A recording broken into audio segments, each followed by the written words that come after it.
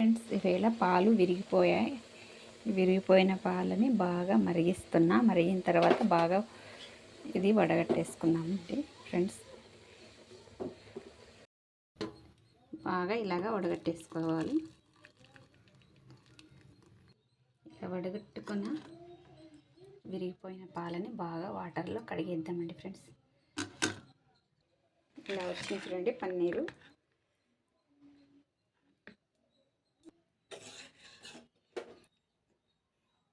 ఒక చిక్కు కడాయి వేసేసి అందులోకి వేసేసుకున్నాం. బెల్లం వేసేసుకున్నాం. బెల్లం తురుము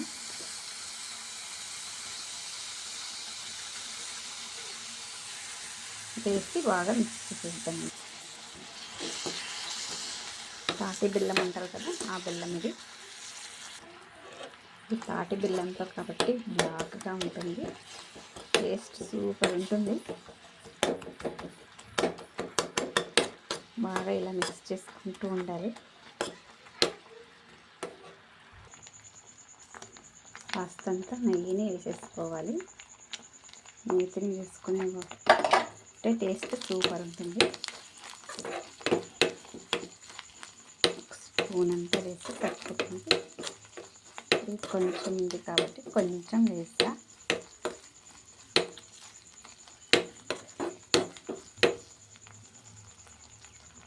ఆల్మోస్ట్ రెడీ అయిపోయింది. ఇలా చేసుకుంటే విరిగిపోయిన పాలు వేస్ట్ అవ్వవు. టేస్ట్ సూపర్ ఉంటుంది.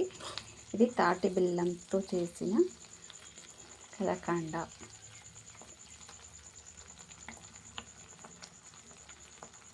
ప్లేట్లకి సర్వ్ చేసేస్తున్నాము. రెడీ అయిపోయింది.